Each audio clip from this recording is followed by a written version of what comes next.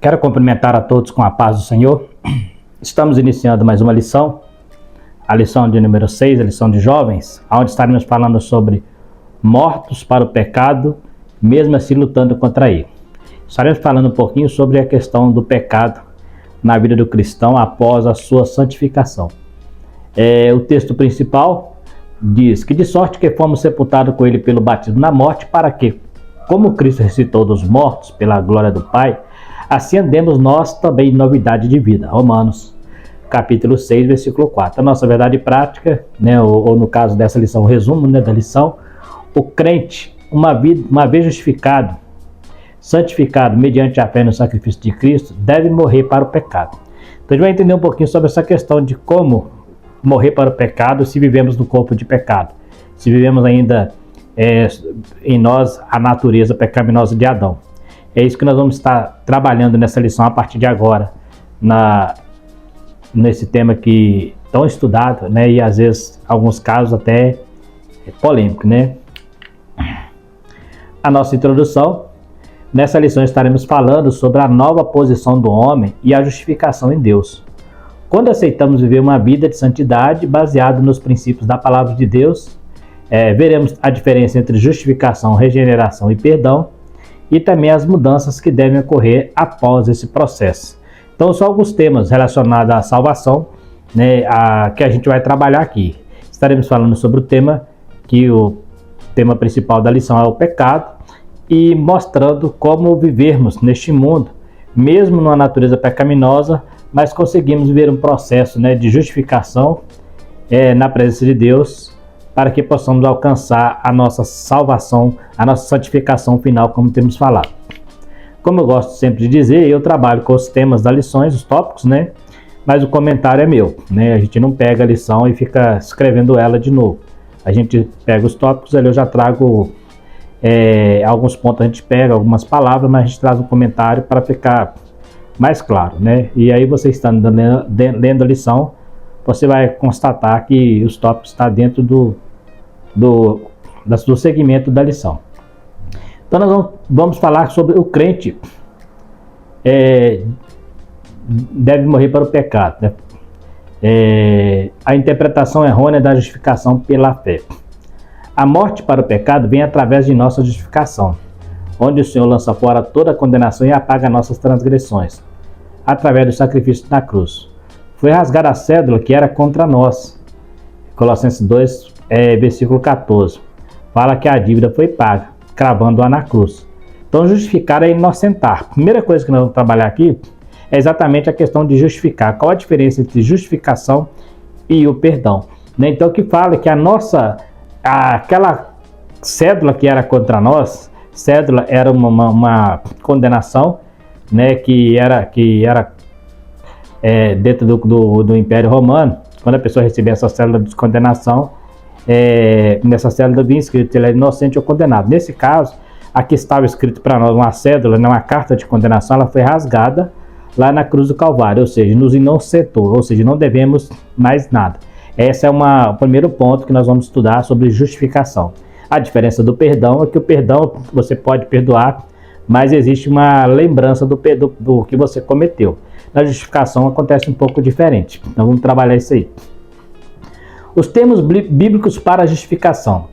No hebraico, a palavra hidisk significa declarar judicialmente que o estado de uma pessoa está em harmonia com a exigência da lei. Então significa que, se tratando de justificação, segundo a lei, é colocar uma pessoa na posição de inocente.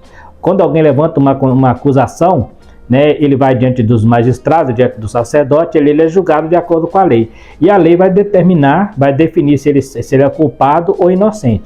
Então, justificação é quando ele sai do tribunal inocente, ou seja, não cometeu nenhum delito. Ele não tem culpa de nada, a lei não o condenará. Nós temos o caso, por exemplo, quando Jesus perdoa a mulher adúltera, ele perdoa ela, mas ela tinha cometido adultério, então ela não era inocente, ela foi perdoada. Aqui, nesse caso aqui, nós vamos trabalhar então essa questão de justificar primeiro. Depois falaremos sobre a santificação posicional. Já o verbo grego dikaio significa, em geral, declarar que uma pessoa é justa. É uma declaração pessoal de que o caráter, moral da pessoa está em conformidade com a lei. Mesmo caso do Velho Testamento, né? No Novo Testamento, declarar uma pessoa que ele está inocente, de acordo com a lei, não há nada que o condene, né? Então, é o caso, por exemplo, de Jesus ao ser crucificado. Eles tiveram que inventar mentiras, tiveram que, em alguns casos, levantar até falsos testemunhas para condená-lo, porque não achava nada que transgredisse a lei. E usou até de artimanha, né? Falando que ele estava querendo se declarar rei, e eles falavam, os judeus, nós temos rei senão a César, né? Então, ele levantou sempre, como se fosse uma intriga, porque não tinha algo que comprovasse que Jesus estava quebrando princípios da lei, ou seja, morreu inocente. Advertência contra o abuso da graça.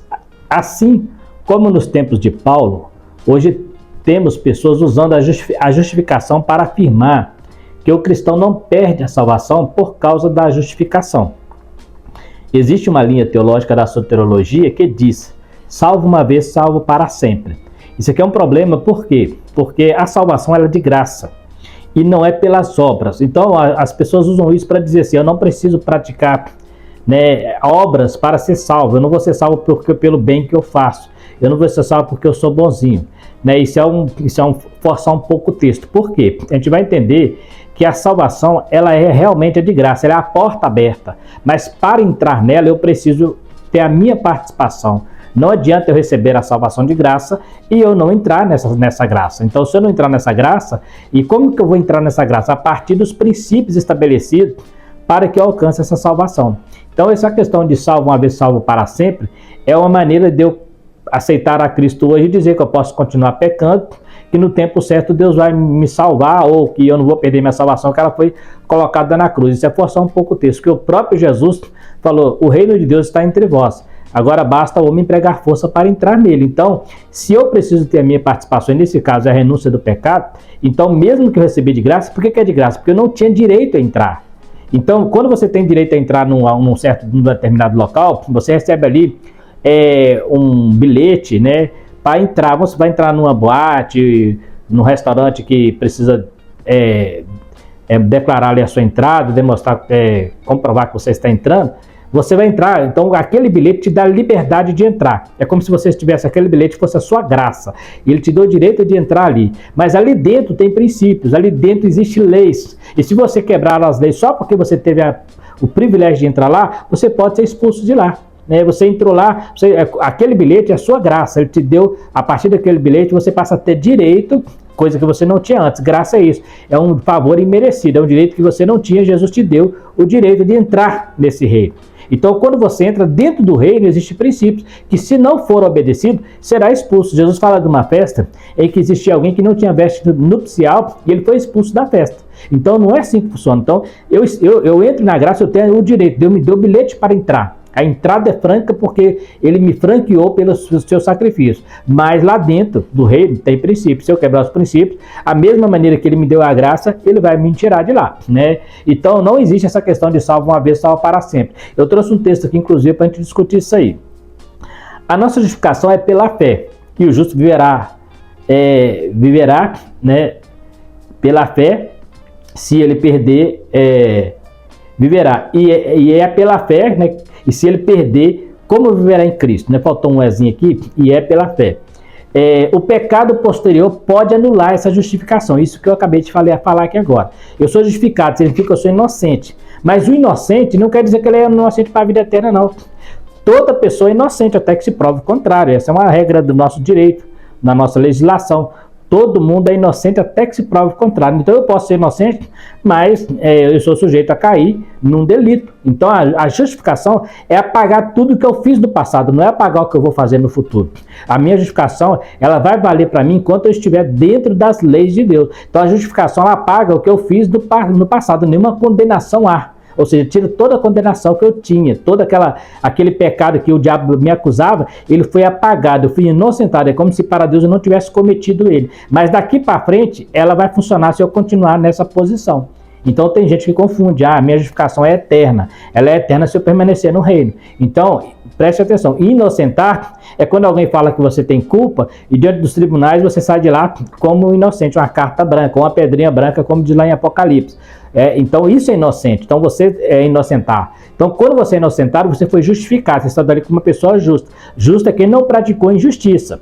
Porém, você pode sair dali e praticar injustiça. Então é muito importante a gente entender isso aí para não confundir as coisas. Eu trouxe uma escritura aqui, eu até fiz questão de colocar no quadro, porque ela é muito pertinente a este assunto. É um dos textos áureos quando a gente vai trabalhar sobre a questão de perder a salvação, mesmo ela sendo pela graça. O escritor aos Hebreus, ele escreve esse texto, né, para nós, deixa registrado, e eu coloquei lá, o perigo de cair na fé, Hebreus 6, versículo 4 a 8. Olha o que diz o escritor aos Hebreus, está na sua Bíblia aí. Porque é impossível que uma vez que foram iluminados e provaram um dom celestial e se fizeram participantes do Espírito Santo, está falando de alguém que recebeu Deus, e provar a boa palavra de Deus e os poderes do mundo vindouro, né, o poder do Espírito Santo, né, recebeu a palavra de Deus, e depois recaírem, ou seja, sair do caminho, seja outra vez renovados para arrependimento. Visto que, quanto a eles, estão crucificando de novo o Filho de Deus e o expondo ao vitupério. Então, Cristo foi crucificado uma vez só. Quando eu pratico coisa errada, quando eu volto ao pecado, eu estou colocando Cristo na cruz de novo. Né? E aí fala assim que é impossível que essa pessoa até se arrependa. Então está falando de alguém que já arrependeu uma vez e agora caiu no pecado. Fala de pessoas com mente cauterizada. Isso aqui não está falando daquela pessoa que desvia do caminho do Senhor, mas ele tem consciência que ele está errado. Ele tem consciência que ele tem que voltar. Não está falando desse tipo de pessoa. Está falando daquele que cauteriza a sua mente. Ele passa não mais o Espírito Santo não está mais atuando na vida dele. Então fica aí quase impossível ele se retratar. Né? E aí vem aqui uma coisa interessante, pois a terra quem bebe a chuva, que cai muitas vezes sobre ela e produz erva proveitosa para aqueles a quem é lavrado, recebe a bênção da parte de Deus. Então está falando, a chuva aqui simboliza a palavra, simboliza, né, vós sois limpos pela palavra, né, pela água, né? Jesus falou isso para Pedro, né? Então toda a terra recebe a boa água, que é a palavra de Deus, e recebe a bênção de Deus. Mas tem umas que vai produzir espinhos e abrolhos, e essa é rejeitada, e o seu fim é ser queimada. Então, se eu recebo a boa palavra, estou no caminho do Senhor, estou seguindo de acordo com como manda o figurino, mas de uma hora para outra eu começo a olhar para trás e recair, eu vou, ao invés de eu produzir frutos dignos de arrependimento, eu estarei produzindo espinhos e abrolhos. Presta atenção, a água caiu sobre nós. Aqui não está falando de pessoas que não receberam. Porque se a água cai sobre a terra, está falando daquela terra que recebeu a palavra, mas ela não germinou. Jesus fala sobre isso, sobre 4 tipos de terrenos. Então esse texto mostra que é impossível que uma vez que foram iluminados, recebeu o Espírito Santo e provaram o dom celestial, ou seja, a pessoa recebeu até o dom do Espírito e fizeram participando do Espírito Santo. Tá vendo? Então ele está falando de pessoas salvas. E provaram a boa palavra de Deus e os poderes do mundo vindouro. E depois recaírem. Sejam outra vez renovado, outra vez. Então não há uma segunda renovação. Isso aqui está falando de pessoas com mente cauterizada. Volto a dizer, não é pessoa que desviou do caminho e agora ele está condenado ao inferno, não. Ele tem a oportunidade de voltar. O que o comentário está falando aqui é daquelas pessoas que cauterizou a sua mente. Ele colocou Jesus à vergonha e o Espírito Santo já não tem mais efeito sobre a vida dele. Um outro exemplo que eu não citei aqui é o caso da blasfêmia contra o Espírito Santo. O cristão aceita Jesus, aí ele usa aquela terra, não, salva uma vez, salva para sempre. E se ele cometer uma blasfêmia contra o Espírito Santo, como é que fica? Como que eu vou provar que uma pessoa que blasfemou contra o Espírito Santo vai entrar no céu? Porque Jesus falou que não tem perdão nem nessa vida e nem na vida eterna. Então, é importante nós entendermos isso aí. A salvação, ela pode ser, você pode perdê-la se você não permanecer no caminho, né? Por isso eu fiz questão de trazer o texto aqui. Nós temos aqui então, se estamos mortos para o pecado, significa que o pecado não nos domina mais. Precisamos deixar de lado a prática do velho homem. Então não somos dominados pelo pecado. Isso não quer dizer que o pecado não está na nossa natureza, não está no nosso corpo carnal. O que está dizendo aqui é que ele não nos domina, ele não tem mais poder sobre nós, porque agora em nós habita o Espírito Santo. E o Espírito Santo nos ajuda a lutar e a vencer o pecado. Então, viver a prática do velho homem que foi sepultado com Cristo. Então, como nós já falamos em lições anteriores, quando você aceita Cristo, você é livre da condenação do pecado, que fala da justificação, foi condenado, era condenado, perdeu, né, foi justificado. Depois nós temos o livro do poder, que é a santificação posicional. Agora você o pecado não tem domínio na sua vida porque você agora é uma pessoa santa, separada do pecado para Deus. E no final nós seremos livres do corpo do pecado, onde o pecado não terá nenhum efeito mais sobre nós, porque a natureza pecaminosa ela vai ser extinta e nós receberemos um corpo glorificado, glorificado com Deus. E nesse corpo o pecado não terá mais poder para estar atuando. Então eu coloquei aqui um livro, um texto aqui que eu achei interessante, fala assim, ó, o que é livre-arbítrio? A capacidade de plantar o que você quiser. O que é justiça? Colher exatamente o que você plantou. Então, se eu planto feijão, tem que colher feijão, isso é justo. Não tem como eu plantar feijão e colher arroz. Então, no mundo espiritual é a mesma coisa. Aquilo que você planta é o que você vai colher. A Bíblia diz que quem semeia na carne, da carne colherá a corrupção. Quem semeia no Espírito, do Espírito colherá a vida eterna. Então, o que você semear, você vai colher. Então, você está no reino de Deus, mas está semeando na carne, corre o risco de você mesmo dentro da graça, como eu falei no início, você já teve o bilhete, entrou, mas não seguiu, vai colher corrupção. Então é a justiça, você vai plantar. A justiça é interessante que ela vale para os dois sentidos. Ela vale tanto para me não sentar, como também para me condenar. Porque se existe uma lei, eu quebro a lei, a justiça é o que vai definir se eu tô. Aí eu serei julgado e não justificado. Então a diferença é essa, né? Vivendo uma nova posição em Cristo, conhecendo a nova posição em Cristo. A nossa posição é justificado. A nossa posição de justificado nos coloca diante de Deus como filhos herdeiros dos céus. O que evoca a necessidade de vivermos de acordo com as leis que regem o reino de Deus. Então é isso que eu acabei de falar. Eu fui justificado, então agora eu estou dentro de um reino, e dentro desse reino eu tenho que seguir as leis que estão lá. Senão não teria sentido nem eu entrar nesse reino. Sendo justificado, ficamos na posição de santificação posicional. E sendo obedientes, chegaremos à final, nos identificando com o segundo Adão, que é Cristo. O primeiro Adão é a nossa natureza pecaminosa, o segundo Adão é a nossa natureza espiritual. Então, eu sendo justificado, né, eu passo para a santificação posicional, e eu continuar na obediência, eu vou chegar na final. Lembra que nós falamos? Santificação, ela vai acontecer pelo menos em 3 estágios, né? Ela vem pela regeneração, aceita a Cristo, a obediência, e a santificação final. Então ela vem santificação livre da condenação, livre do poder e livre do corpo. É a nossa posição, né? Na primeira nós somos posicional, na segunda progressiva e na terceira final. Então, porque na terceira nós alcançamos a perfeição identificando com Adão, o segundo Adão, que é Jesus, né? O primeiro Adão foi feito em alma vivente, e o segundo Adão em espírito vivificante. Vivificados em Cristo. A partir de nossa justificação, recebemos em nós a vida de Cristo através do seu Filho. Ele falou, rios de água viva fluirão do seu ventre. Falou isso para a mulher samaritana.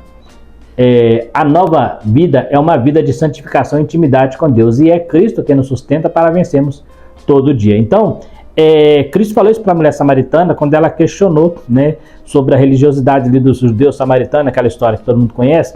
Então ele fala, rios de água viva fluirão no seu ventre. Então para você vencer o pecado é só através de Jesus. Aí sim eu posso voltar e dizer que não são as minhas obras que vai me dar força, mas a presença de Deus na minha vida. As obras ela tem que me acompanhar, elas não vão à frente mostrando o caminho. Eu vou à frente e ela vai atrás mostrando o que eu fiz para chegar até ali. Então a obra ela não vai te salvar se você não permanecer na lei, né? Tem muita gente que está fazendo a obra de Deus, mas não vai chegar do outro lado. O próprio Cristo ele fala, né, que muitos pregaram em nome dele, muitos expulsou o demônio em nome dele, profetizaram em nome dele, ele vai dizer, nunca vos conheci. Então é importante nós termos isso em mente para... aí eu posso dizer que as obras, nesse caso, ela não vai te salvar, porque você foi justificado, mas a sua vida, né, eu vou explicar um pouquinho sobre isso aí, vamos pular uma tela aqui para eu mostrar para vocês alguma coisa. Mortos para o pecado e vivos para Deus. Somos representantes do seu reino aqui na terra como embaixadores. O embaixador nada mais é do que um representante de sua terra em terra estrangeira. Mesmo vivendo na terra estranha, ele segue as leis da sua pátria. Ou seja, pregamos o evangelho de nossa pátria. Então nós somos embaixadores. O que é embaixador? É aquela pessoa diplomata que vai para uma outra nação amistosa, né? E ali ele estabelece ali a embaixada. E ali é o local onde, por exemplo, um estrangeiro da pátria dele, tiver algum problema no país, é lá que ele vai procurar para resolver. Ou seja, ele está num país diferente, mas as leis da embaixada é a lei do país de origem do diplomata, do embaixador. Então, a mesma coisa conosco. Nós pregamos a palavra de Deus em terra estranha, mas as leis que regem é as leis da nossa pátria. Nós somos embaixador, mas nós seguimos a lei da nossa pátria de origem. E no caso de aceitarmos a Cristo, a nossa pátria é os céus. Então, nós pregamos o reino dos céus e seguimos as leis que regem esse reino. Se alguém lançar uma lei que fere esse reino, nós não temos obrigação de obedecê-la. Pedro fala, melhor ouvir a Deus do que aos homens. Então, as próprias leis, elas não podem estar superior, né, nem a lei do país. Se ela for contra a nossa Constituição, a nossa lei, a mesma Constituição, nós pela palavra não devemos obedecer, porque o que vale, a nossa Carta Magna é a Bíblia. Né? Então, por exemplo, existem países onde é proibido pregar o Evangelho, onde é proibido ser cristão. Lá é uma lei, mas o que vai valer nesse caso lá é a palavra de Deus, porque o homem ele pode proibir muitas coisas, mas Deus está no controle de todas as coisas. Então, por mais que ele tente proibir, nós precisamos entender que como embaixadores, nós pregamos o evangelho do reino. Esse é um grande perigo. Nós temos visto a igreja preocupando muito com leis terrenas, preocupando com leis para beneficiar a igreja, para beneficiar o caráter, para beneficiar conceitos de família, né? E nós entendemos uma coisa, que o mundo nunca vai estar do lado da igreja. Quando ele estiver do lado da igreja, isso é muito perigoso. Isso pode ser uma armadilha de Satanás, porque o mundo jaz no maligno. Então, tudo que o mundo fizer vai ser para prejudicar a igreja. Não adianta nós queremos, né? Podemos até sim, né, exercer a nossa cidadania, colocar políticos, né, que atenda aos nossos interesses no mundo espiritual, mas nós sabemos que o mundo, ele é do maligno. Então, por mais que a gente tente trazer as leis para o nosso lado, elas vão ser sempre contra. Infelizmente, nós vivemos aqui, ou felizmente podemos dizer, como estrangeiros. Então, não adianta nós pensarmos que um dia vamos ter o Brasil, o mundo do nosso lado, nos apoiando, né? No Brasil já temos isso, né? Hoje nós temos muito apoio, tem países que não se pode nem falar que é cristão. Então é importante, porque nós como embaixadores, o embaixador está lá na pátria, mas ele não segue as leis que estão lá. A pátria lá onde ele está, naquela terra que ele está, também não pode interferir nas leis dele, entendeu? Porque se interferir, aí acaba a diplomacia, né? Então é interessante a gente ter essa visão. Se o país aonde está sendo pregado interferir na lei do embaixador, acaba a diplomacia. E o embaixador não pode interferir nas leis de lá. Está ali como, se eu sou um brasileiro, estou lá na China, por exemplo, o que vai valer para mim na embaixada lá, para mim, é as leis brasileiras. E os dos chineses não podem interferir. Então a mesma coisa é o crente. Então a gente precisa tomar esse cuidado, porque no mundo, né, nós somos esse tipo de embaixador. Então não adianta eu querer achar que a nação estrangeira vai concordar comigo. Ela tem as leis dela e, infelizmente, muitas vezes as leis dela é regida, né? O próprio Jesus fala, no mundo espiritual, as leis do mundo é regida por Satanás. Então, e quando o Estado tenta fazer algo para agradar a igreja, com certeza Satanás está usando sutileza para nos tirar o foco. Que muita gente está achando que vai viver no mundo como se fosse eterno. Então é importante nós entendermos aí, para vencermos o pecado. Porque às vezes nós falamos em pecado, nós temos aquela visão de pecado, adultério, drogas, aqueles pecados mais vistos, né? Mais repugnantes, vamos dizer assim. E às vezes tem os mínimos pecados, aqueles pecados que nós não damos tanta importância, esses são os mais perigosos, porque eles vêm sutilmente e vai entrando, e quando assustar que não, nós estamos idênticos a uma pessoa do mundo e falando que somos salvos, né? Uma pessoa que não serve a Deus. Vivendo uma nova novidade de vida. O pecado não nos domina, o cristão não vive na prática do pecado. O pecado na vida do crente passa a ser um acidente, né? Eu já falei isso em algumas lições aí. O crente não vive na prática do pecado, pois através da presença de Cristo em nós, o pecado se torna algo repugnante. Então, se você tem prazer no pecado, Jesus não está na sua vida. Se você sente que o pecado na sua vida te traz tristeza, te incomoda, te dá peso de consciência, é porque o Espírito Santo está falando para você que você precisa sair deste lugar, sair deste caminho, mudar de direção, mudar de comportamento. Porque quando o pecado chega a não incomodar mais, né, temos visto algumas igrejas que têm tentado trazer para dentro da igreja pecadores, usando aquela passagem que o amor de Deus é de graça e que Deus é misericordioso. A misericórdia de Deus, ela anda junto com a sua justiça. E a justiça de Deus, ela é inocente, mas ela também pune. Então, a gente precisa tomar cuidado de ficar focando só no amor de Deus e achar que eu posso usar isso para cometer pecado, porque ele é misericordioso. Ele é misericordioso, mas ele vai mandar muita gente para o inferno por não obedecer a sua palavra, né? Então, a gente precisa ter esse cuidado aí. E o pecado na minha vida tem que ser algo repugnante. Eu tenho que ter nojo do pecado. Então, quando eu cometer um pecado, eu tenho que ter vergonha, né? Eu tenho que ter vergonha de estar pecando. Então, nós temos aqui, eu trouxe mais uma, como eu tenho avisado, né? Tenho observado, eu estou trabalhando os tópicos da lição, né? O subtópico é o de azul. Jesus disse que se teu olho faz pecar, arranca-o e lança fora de ti. O pecado é algo que acontece de fora para dentro. A santificação acontece de dentro para fora. Os membros do nosso corpo atendem ao comando da nossa mente. Então nós vamos falar na lição posterior a essa aqui, sobre a santificação de dentro para fora, já até comentei, mas o pecado ele vem de fora para dentro. Por quê? Porque ele vem através do nosso corpo. O nosso corpo é a entrada do pecado. O espírito é a entrada da santidade, da reverência, mas o nosso corpo, a alma fica nessa briga. O espírito luta, né, contra a carne e a carne contra o espírito, e a alma fica no meio da briga. Então, quem vencer, né, vamos supor, se o espírito vencer, a alma é salva. Se o corpo vencer, a alma vai para o inferno, né? Aí esse espírito aqui não é Espírito Santo não, até coloquei ele com letra maiúscula, mas não é o Espírito Santo, né? Porque todas as palavras estão com letra maiúscula. É o espírito do homem, né? Aonde o Espírito de Deus comunica conosco. Nós temos esse espírito, o animal não tem, ele só tem alma e corpo. Mas esse é outro assunto, não vamos entrar nisso aí não. Então eu trouxe aqui, como é que funciona? O nosso corpo ele tem 5 sentidos, que é o olfato, o paladar, o tato, a visão e a audição. É esses sentidos que é utilizado para que eu cometa pecado. Quando Eva pecou, o que foi que Satanás falou com ela? Primeiro, fez com que ela ouvisse, né? Chamou a atenção dela para ouvir. Foi assim que Deus disse? Usou lá o ouvido. Depois, ele chamou ela para ver, né? Aí ela começou a ver a árvore e viu que era boa para comer, né? Então nós temos aí a audição, né? A audição e a visão. Depois, o que ela fez, né? O olfato. Ela sentiu, viu que aquela árvore era boa, né? Que ela sentiu o cheiro daquela fruta, né? E aí o tato. Ela foi lá e pegou. E quando ela pegou, né? Aí ela foi sentir o paladar, que é o gosto daquela fruta.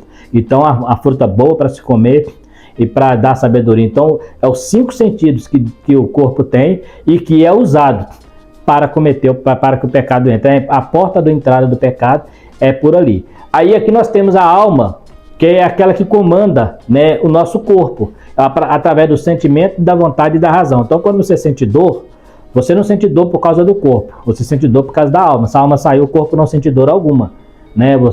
Nenhum daqueles efeitos ali, paladar, tato, visão, não vai acontecer se você não tiver a alma, porque a alma é que faz você sentir a dor.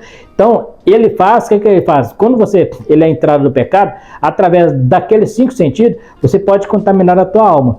Mas o espírito que Deus colocou no homem, ele traz consciência e adoração. Lembra quando eu falei, se você cometeu o pecado, ele tem que trazer vergonha, repugnância, trazer tristeza? É porque nós temos o Espírito Santo, o Espírito de Deus na nossa vida. E esse Espírito, né, que é o Espírito de Deus comunica com o nosso Espírito, o Espírito do homem, né? Não é, igual eu vou voltar a dizer, não é o Espírito Santo não. O Espírito do homem é a porta de entrada da santificação, a porta de entrada onde Deus fala. Deus não fala com o homem no corpo, Deus fala com o homem no espírito, porque o espírito tem consciência e a adoração. Então é através do espírito que a minha alma, eu posso levar minha alma a adorar. Eu posso usar o sentido, eu posso usar a vontade e a razão para adorar, ou posso usar o sentido, a razão e a vontade para cometer pecado. Então, a alma, ela vai de acordo com quem vencer a luta aqui. Né? Se for o corpo, a alma vai para lá, se for o espírito, a alma vem para cá. Então é aqui que Deus trabalha. Ele colocou em todo o ser humano, até o maior criminoso.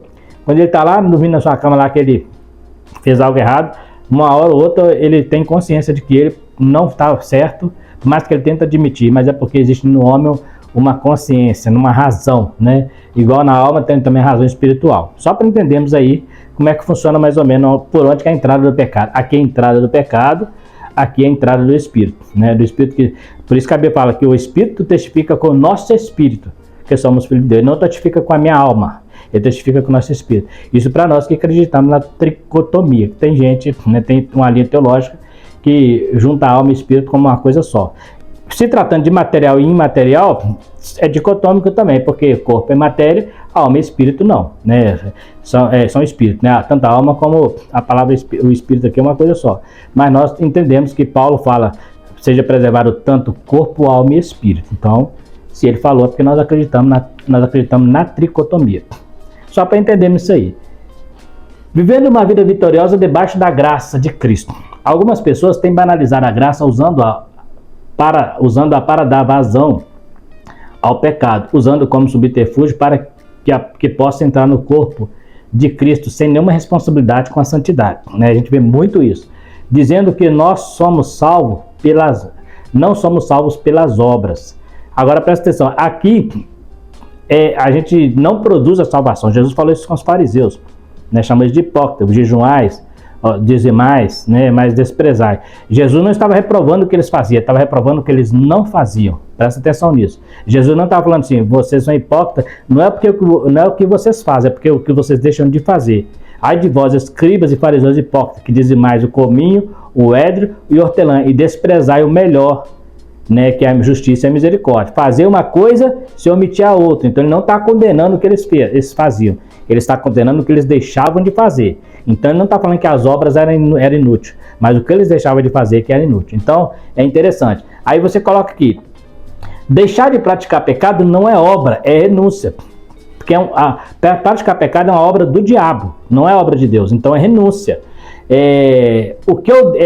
E renúncia é o que eu deixo de fazer. Então não é obra. Então eu viver a vida santa, eu buscar a presença de Deus, isso não faz parte da obra. Isso é renúncia da minha natureza pecaminosa para entrar na natureza espiritual. Agora, obra é o que eu faço no reino de Deus. Então presta atenção. A obra não me salva, mas a renúncia sim. Porque eu estou me renunciando ao pecado. A renúncia me salva, a obra não. Então eu deixar de pecar não é obra. Deixar de pecar é renúncia. É o que eu acabei de falar aqui. Jesus não condena os fariseus pelo que eles faziam. Jesus condenou ele pelo que eles não faziam. Esse ai de vós, Volto a repetir. Então ele falava assim, vocês fazem isso, em quais o mosquito engoliu um camelo. Ou seja, eles pegavam muito ao pé da tradição e da lei, seguiam, inclusive ele chegou até a dizer, faz tudo o que eles vos disser, porque estão na cadeira de Moisés, só não faz o que eles fazem. Ou seja, então Jesus falou que eles estavam fazendo, a lei estavam seguindo ali, então ele não condenou o que eles faziam, e sim o que eles deixavam de fazer. Então isso que é importante, porque a gente tem aquele negócio, porque se a obra salvasse, Jesus tinha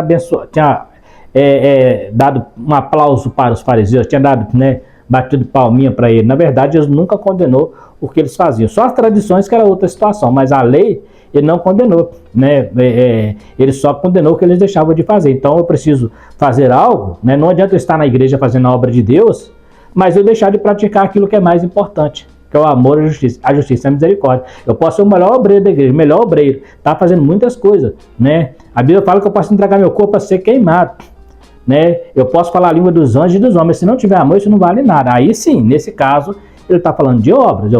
Por quê? Porque eu estou fazendo muita coisa, mas o principal, que é o amor, que é viver para Cristo e renunciar ao pecado, eu não estou praticando. Então, é importante ter essa visão, Nesta lição, estudamos sobre os aspectos da nossa justificação e nossa posição diante de Cristo. Entendemos que a justificação não nos isenta de responsabilidade. Aprendemos que a nossa posição é progressiva até o dia da nossa glorificação.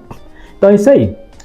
Não adianta eu pensar assim, eu fui justificado, agora eu não tenho mais nenhuma condenação. Sim, não tem. Mas essa condenação ela é passada. Existe um presente e um futuro ainda. Então nós vivemos o presente. Nenhuma condenação há para os que estão em Cristo Jesus. Os que não andam segundo a carne, mas segundo o meu espírito. Então, existe uma condição. Eu não sou mais condenado, mas eu tenho que andar segundo o espírito. Se eu não andar, eu perco a minha justificação. Porque se eu não andar, eu não vou chegar onde eu preciso chegar, que é na glorificação final. Então, essa é a nossa ideia, Isso é o que a lição está trazendo sobre nós. Libertos do pecado, mas ainda lutando contra ele. Se eu fosse salvo para sempre, eu não precisaria lutar contra o pecado. Igual, vou entrar no mérito aqui, da doutrina da predestinação e livre-arbítrio, que lá no final, Deus já sabe quem vai salvar e tal, e os que vão se perder, Então, assim, eu poderia cruzar os braços e falar assim, não, no tempo certo, se eu tiver que ser salvo, você, porque eu estou predestinado, Ou livre-arbítrio também, não vou entrar no mérito, não gosto de entrar nesses debates, mas só para mostrar para vocês que a salvação, ela é pela graça, mas entrar no céu, não. Entrar no céu você precisa viver em santidade. Se você não viver em santidade, mesmo que você recebeu a graça para entrar no reino, você não entrará se você não seguir os princípios deste reino. Lembra que eu falei no início? Você vai chegar num certo local onde existe um bilhete para você entrar. Aquele bilhete é o seu direito de entrar. É o seu direito, vamos supor que aquele local é o céu. É o seu direito de entrar, mas lá dentro você tem que seguir as regras que está lá. E quando você entra para o reino de Deus, você tem que seguir, porque senão você está lá dentro, você não seguir a regra, lá tem um segurança que vai te tirar para fora. Então, entendeu como é que funciona? A graça veio para todos, mas só aqueles que aceitarem e seguir os seus princípios é que chegará lá em cima. No mais, quero agradecer mais uma vez a todos vocês pela oportunidade de poder estar aí falando mais uma lição de jovens, né? Será ministrada no próximo domingo. E quero pedir a você que, ao visualizar o vídeo, dê o seu like, né? Compartilhe com alguém que você conheça. Se inscreva também no canal para estar nos ajudando. E teça seus comentários, né? Logo abaixo aí. Faça seus comentários, né? E na medida do possível, a gente vai estar respondendo, né? Quem sabe eu falei algo, você não concordou, né? Tem todo o direito, eu sou muito tranquilo com isso, eu não tenho problema. Se alguém concorda ou discorda, eu tenho a minha opinião e respeito a opinião alheia, né? Mesmo que às vezes eu não concorde, acho que ela está fora dos princípios, é um direito que nós temos, né? Mas contudo, faça seu comentário e nos ajude divulgando esse trabalho para que nós possamos alcançar um número maior de pessoas. No mais, eu quero agradecer a todos vocês, fiquem todos com Deus e até a próxima, se Deus quiser.